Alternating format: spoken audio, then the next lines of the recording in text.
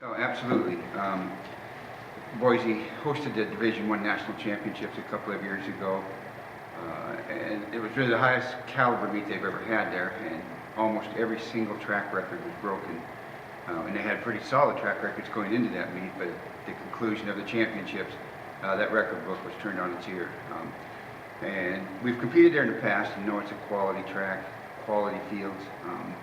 We're taking in our men's women's teams this week to be a bit of, well, I'm looking at it as a preview for the conference championships.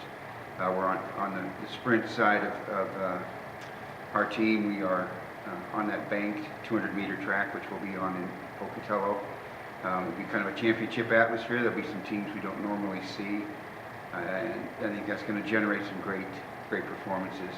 And the team is excited to get down and compete on that track and throw in that facility as well. It's not a venue that we usually go to indoors. It's one we go to every 3 years. So just the new atmosphere, I think, is going to help the whole crew. Absolutely, and we did the same thing last year. We took one of our indoor meets to Bozeman to get on their bank track, just so that they have that. The indoor tracks, or the radiuses are pretty tight. You can't run as upright and use your typical stride pattern.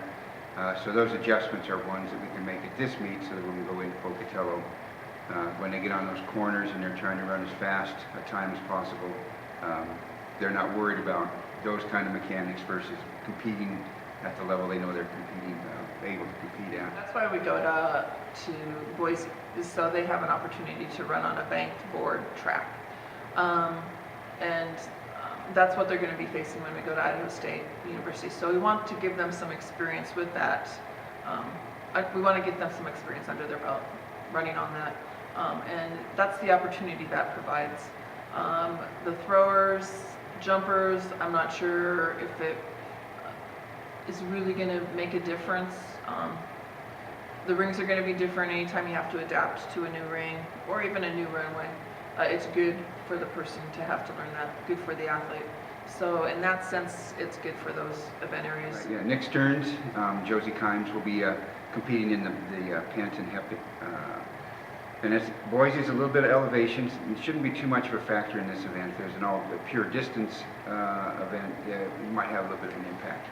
But no, Nick is ready for it. He'll be also competing in the open pole vault.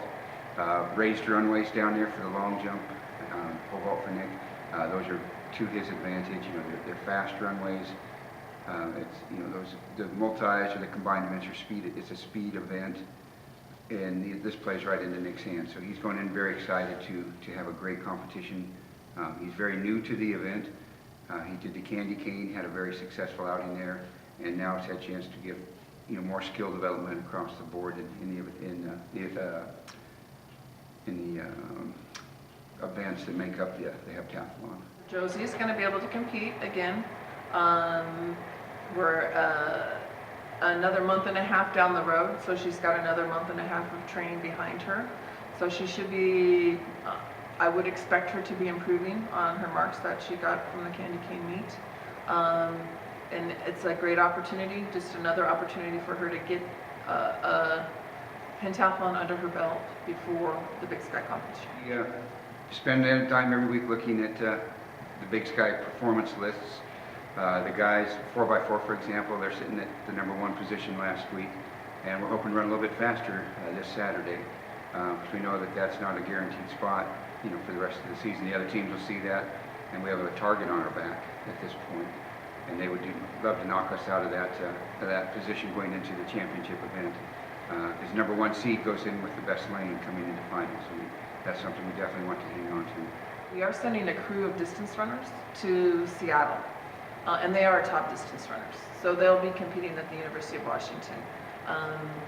They did great there, the first meet of the season. Last week was our second meet. They competed at Moscow, but they all ran in events that weren't their strong events. So I'm expecting that crew, they're going to be back to their strengths at the University of Washington. So I'm expecting that crew to improve too. Yeah, we're just looking to continue to solidify our performances. Our throwers are having a great indoor season. Trenton Osborne, as a freshman, is leading the Big Sky in the long jump. I think he's, well, a year from now we'll get a greater perspective on that. As a freshman leading an event is outstanding. And, he may just know that's normal, doesn't everybody? But he'll see that's a pretty exceptional performance that he's put down for himself and for our team. Our distance crew, I'd like to see some of our milers are ready to do well. You know, it's a little tougher running on these small tracks indoors, but they know what they're getting into. They go into the meet with their eyes open, ready to go out and race and get into those lists that will get you into the indoor championships. Our jumpers too, Phil Pacino is having a good indoor season. Andrew Morgan and Darren Love in the high jump are also looking for those guys to make a bigger impact in that as well.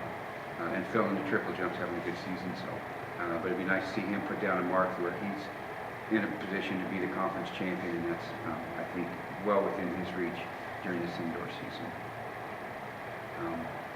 Maybe just to wrap things up, I know we're sitting here in the Red Reese room, and we want to take that spirit of Coach Reese with us to Boise. He put in a lot of time at this university and produced a number of great athletes and performances. So we'll take that to Boise, and we'll wish a little bit of it out to the Seahawks too in their quest for a Super Bowl championship in New York. I'm expecting to get a lot more qualifiers before we're done. We haven't really reached a taper stage yet, and once we do that, I think that we'll get a few more conference qualifying marks. The kids who have qualified, I know that really was not a goal for them to qualify. Their goals are higher than that. So what we're working on with them is to increase and improve on their marks.